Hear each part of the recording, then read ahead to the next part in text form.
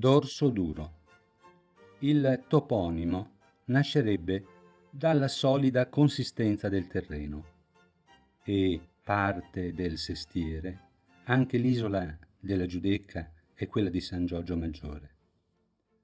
Venezia è un labirinto d'acqua e di misteri. Ne raccontiamo alcuni. Sul lato destro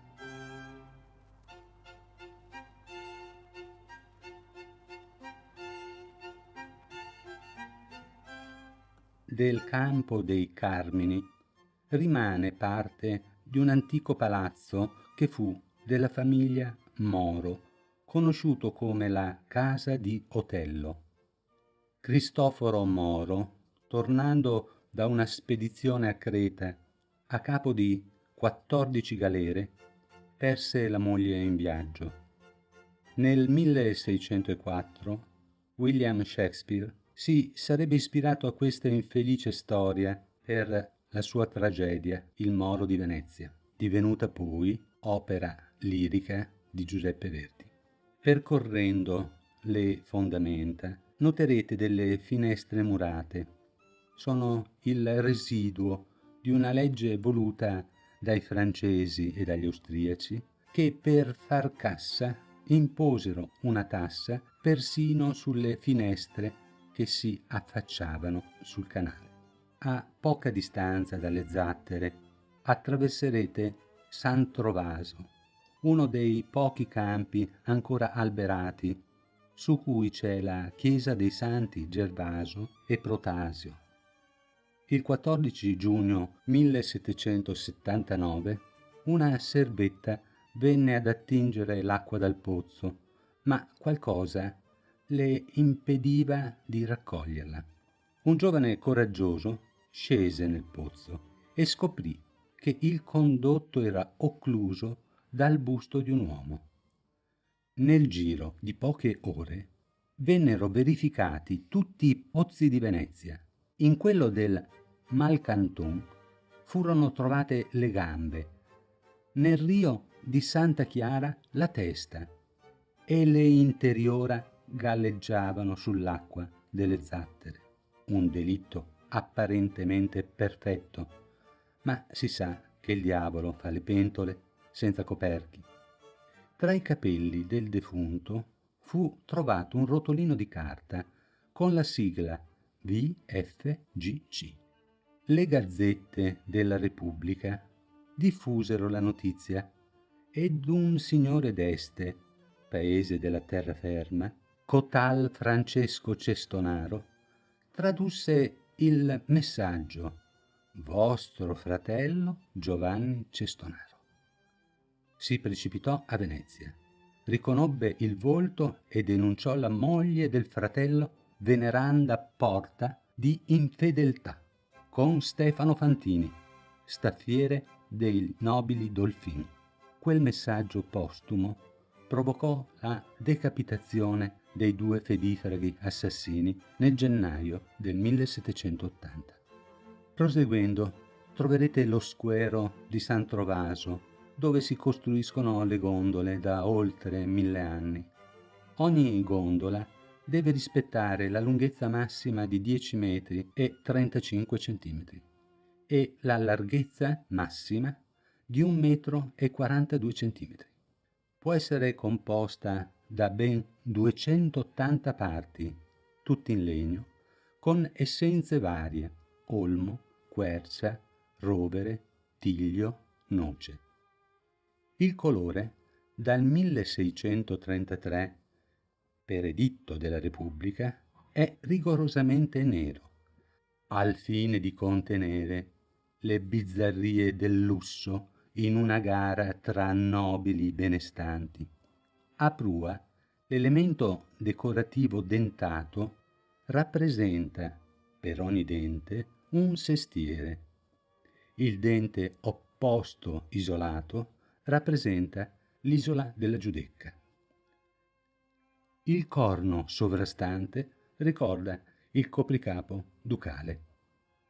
Per chi decidesse di fare un giro in gondola, sappia che il remo poggia su uno scalmo detto forcola, che consente 28 movimenti diversi. Con un link potrete vedere le diverse possibili forcole utilizzate per gondole veneziane. Prima di voi amava farsi trasportare in gondola Hermann Hesse per giornate intere da isola a isola. Diversamente, Lord Byron, anziché salire in gondola, la seguiva nuotando in laguna. Il Ponte delle Meraviglie ricorda una storia d'amore tra un robusto vogatore ed una giovane, la più bella ma la più brutta di 7 sorelle, che in pochi mesi, miracolo d'amore, si trasformarono in una meraviglia. Nicola Balbi viveva in un appartamento in locazione.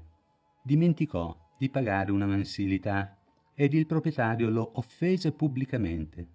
Dopo aver pagato il dovuto, con un po' di fortuna acquistò una barca che ormeggiò davanti alle finestre dell'ex proprietario, occludendogli la vista sul canale fino al 1582, quando si fece costruire Palazzo Balbi, ora sede della Regione Veneto, da cui balconi Napoleone assistette ad una memorabile regata. Ca' Foscari, oggi sede dell'università, di cui potrete avere notizie nell'apposita sezione sui palazzi e chiese, non ebbe una storia altrettanto fortunata. Tra Francesco e Jacopo Loredan, potenti aristocratici, sorse un dissidio che portò il primo all'esilio e per Jacopo a rinunziare al titolo nobiliare con privazione del corno ducale e dell'anello con sigillo. Pozzi di odio e pozzi di santità. Nei terribili giorni della peste del 1464 morirono oltre 50.000 persone senza risparmiare ricchi e potenti e neppure il monastero di Santa Croce, gestito dalle suore giustiniane. La badessa, donna di grande energia e generosità, raccolse i poveri malati, assistendoli per il meglio, ma alla fine la stessa Eufemia si ammalò. Ebbe una visione di San Sebastiano e miracolosamente la suora guarì e l'epidemia cessò. Poco distante venne eretto il Redento a ringraziamento della fine della pestilenza. Sarebbe stato un ottimo preventivo alla malattia l'uso quotidiano di acqua pulita, ma in quel tempo l'igiene non era esattamente considerata prioritaria. Beata Giuliana di Collalto fu sepolta nel cimitero delle monache. Dopo 35 anni, nel 1297, sul luogo della sepoltura comparvero decine di fuochi fatui. Il corpo fu dissepolto e riposto nella chiesa di Sant'Agnese, di fronte alla Giudecca. Il cimitero venne dismesso e venduto a Giovanni Stucchi nel 1883 per costruire un imponente mulino. Mai profanare il luogo sacro con l'interesse privato. Nel 1910 l'imprenditore fu trovato pugnalato davanti alla stazione ferroviaria da un dipendente che si riteneva ingiustamente licenziato. Il canale divide la Giudecca da San Giorgio Maggiore, da cui partì il monaco benedettino Gerardo Sagredo per convertire i magiari, oggi ungheresi. Venne ucciso sulle rive del Danubio Blu il 24 settembre 1946. Da perseguitato si trasformò in martire, divenendo il santo patrono d'Ungheria. Miracoli della fede. Vogliamo raccontarvi un miracolo della tecnica, se si riuscisse a dimostrarlo, ricostruendo la macchina del tempo, forse nascosta nei sotterranei vaticani, frutto dell'ingegno di 12 persone guidate da frate Pellegrino Ernetti, potremmo valutare diversamente ciò che è accaduto e ciò che potrà essere del nostro futuro. Alla ricerca pare abbia partecipato persino Enrico Fermi e Werner von Braun. Riuscirono, così si dice, ma il segreto copre l'evento, a realizzare una macchina che, recuperando i campi di energia dal passato, riusciva a mostrare con nitidezza episodi accaduti sino alla crocefissione, sepoltura e risurrezione di Gesù Cristo. Si poteva altresì ascoltare Cicerone nelle sue orazioni al Senato, vedere Napoleone condurre i suoi eserciti e Mussolini esaltare i suoi concittadini. Il cronovisore fu requisito da Pio XII, così si racconta, e condannato alla sepoltura. Su Wikipedia potrete trovare conferma di questo misterioso fatto, di cui il monaco Pellegrino Ernetti fu protagonista. Certo, fu famoso esorcista e musicista. Per il resto non sappiamo, d'altronde il termine monaco significa uomo solo. Il segreto lo portò con sé. Attraversando Rio del Malpagà, ricorderete che il nome deriva da un fatto realmente accaduto. Gli operai del capitano Fantini Michiel nel 1425 costruirono in una notte un forte a Ragusa, la perla della costa dalmata. Tornati a Venezia, il solerte lavoro venne retribuito con un bizzarro conteggio, ossia dividendo la paga giornaliera su 33 giorni, uno sconto mal estorto. Nel 1948 la statunitense Peggy Guggenheim acquistò Ca' Venier dei Leoni sul Canal Grande per farne la sua dimora e l'alcova dei suoi molti amori, in gran parte pittori. Ivi realizzò una raccolta d'arte contemporanea ammirabile, di cui parleremo nella sezione musei. L'edificio, progettato da Jacopo Sansovino, fu concluso da Michele Sammicheli, dopo la morte del primo architetto che tanto operò a Venezia. Peggy, dopo 30 anni, decise di restare per sempre nell'Avello, ove riposa con i suoi 14 cagnolini. Incrociando la chiesa di San Pantaleon, non mancate di entrare per ammirare la più grande tela a soffitto del mondo, dipinta da Giovanni Antonio Furlani, che vi lavorò ininterrottamente dal 1680 al 1704 per rappresentare su 443 metri quadri il martirio e la gloria di San Pantaleone. Dopo tale impresa, il pittore trovò eterno riposo nella chiesa stessa.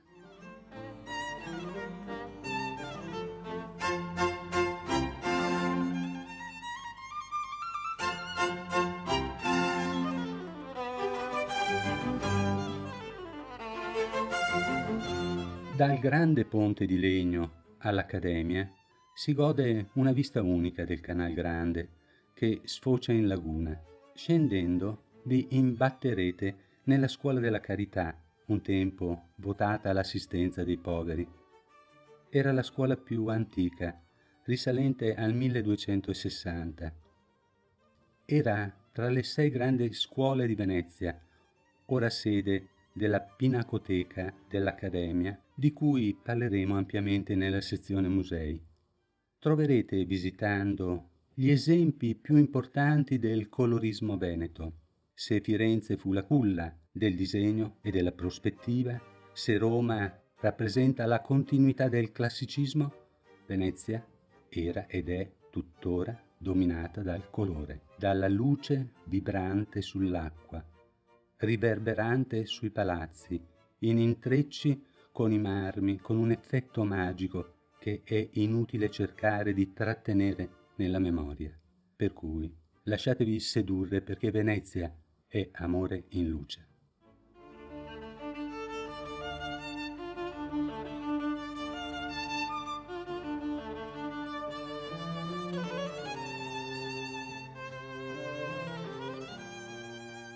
Prendendo per Calle Sant'Agnese troverete le pantofole friulane di cui abbiamo parlato e scritto nel Sestiere Castello. Proseguendo, passerete davanti al cancello della collezione Peggy Guggenheim e, superato Ponte San Cristoforo, passerete alle spalle di Cadario, dove visse il poeta francese Henri de Regnier. La facciata, bellissima opera del Lombardo, brilla di marmi policromi che nascondono la sinistra fama che accompagna il palazzo. Gli ultimi proprietari sono tutti finiti malamente, fra cui il potentissimo Raoul Gardini.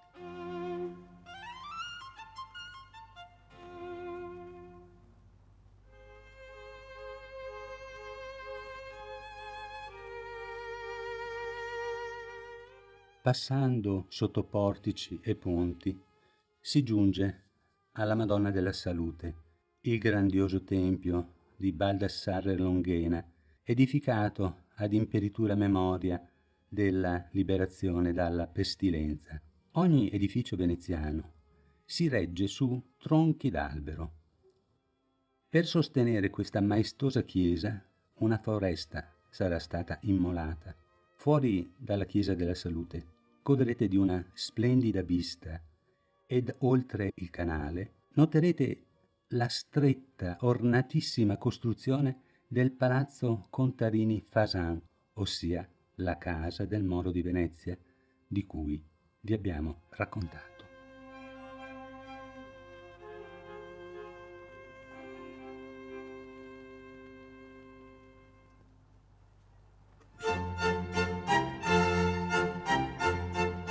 Proseguendo, costeggiando gli antichi magazzini del sale, attraversato il ponte Cabala, si entra nella omonima fondamenta, dove il poeta Ezra Pound visse per 50 anni.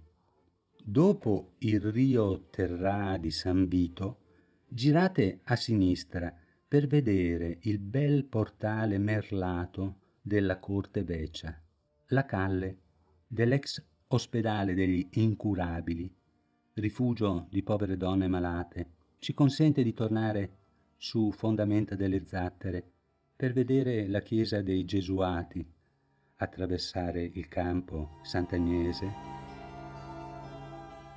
Calle Larga Pisani, la stretta calle del Pistor e sbucare in Fondamenta Priuli, dove, girando a destra, si arriva al Ponte delle Meraviglie, di cui abbiamo raccontato la leggenda.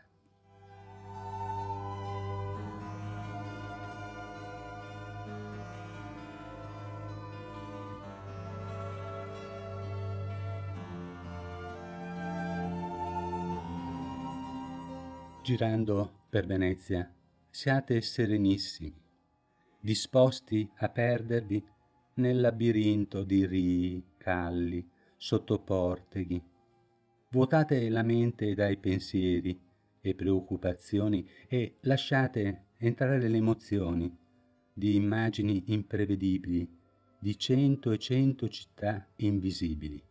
Girando per calle dei cerchieri, dove si fabbricavano i cerchi per le botti, proseguiamo con l'obiettivo del Ponte dei Pugni.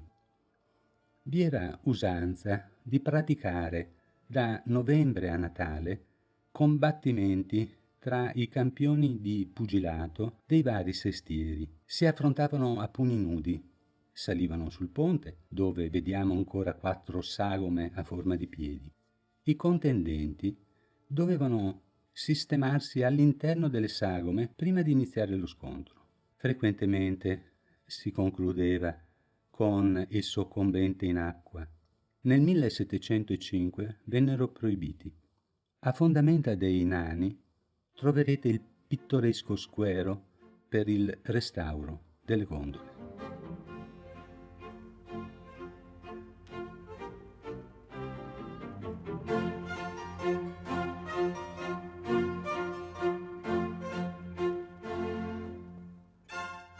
Un battello vi potrà portare alla Giudecca, in origine Zudeca, ossia luogo per la concia delle pelli.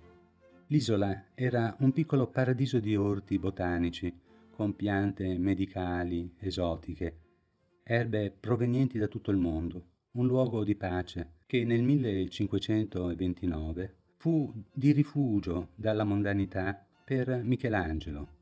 Anche Cagliostro approdò nell'isola nel 1788. Esercitò per un po' le sue magie che l'Inquisizione non apprezzò e lo allontanò. Proseguendo, infilatevi in calle corti grandi per vedere un campionario di 13 camini veneziani del XVII secolo. Poco innanzi, accanto al monastero delle Clarisse, sorge imponente la chiesa del Redentore, progettata dal Palladio e consacrata nel 1592 a ringraziamento della fine della pestilenza del 1576. Certamente saprete che il soggetto portatore della malattia era il topo, che trova facilmente materia marcia e putrescente nei rifiuti ed escrementi che venivano lasciati lungo le calli, fuori dalle porte o gettati dalle finestre, in quanto, all'epoca, non esistevano servizi igienici. Si aggiunga poi che la città era un grande cimitero per i derelitti. Bastava scavare qualche metro per trovare cibo per questi famelici roditori. Venezia arrivò ad importar gatti per cercare di contenere il flagello di questi innumerevoli topi. Forse ci sarebbe voluto il flauto magico di Andersen per portarli via tutti ad annegare in laguna. Proseguendo, vi invito ad entrare, se non altro per vedere le travature del refettorio, per le quali furono usati gli alberi di alcune navi che parteciparono alla battaglia di Lepanto. Per le altre meraviglie che contiene la chiesa, potrete trovare informazione nell'apposita sezione riservata ai palazzi e alle chiese. Continuando oltre il ponte della Croce, arriverete al convento e alla chiesa di Santa Maria della Presentazione, detta delle Zitelle, anch'essa progettata da Andrea Palladio. Un tempo ospizio per povere fanciulle, oggi una raffinata sede di un centro culturale. Salendo sul battello arriverete all'isola di San Giorgio o isola dei Cipressi. La chiesa di San Giorgio è anch'essa opera del Palladio, oggi centro di studi internazionali della Fondazione Cini.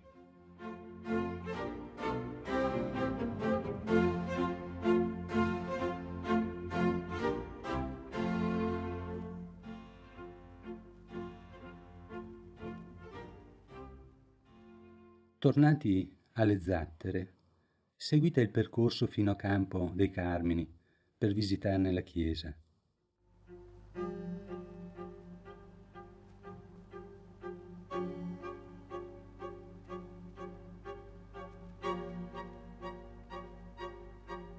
Percorrendo fondamenta del soccorso, arriverete a Palazzo Zenobio, sede del Collegio degli Armeni. Fatevi aprire per ammirare il pavimento del portico a scacchi rossi e bianchi. All'interno custodisce uno dei più bei giardini della città.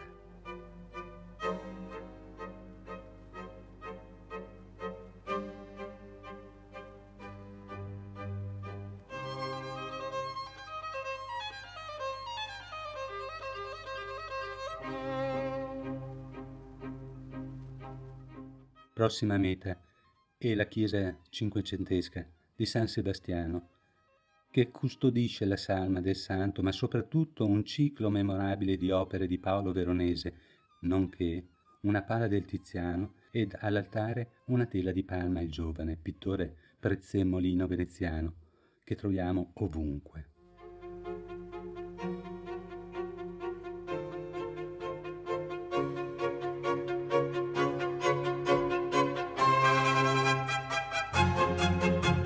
La passeggiata fino alla chiesa di San Nicola dei Mendicoli, di antica fondazione medievale, vi consentirà di vedere un portico quattrocentesco, un riparo per le poverelle che vivevano di carità.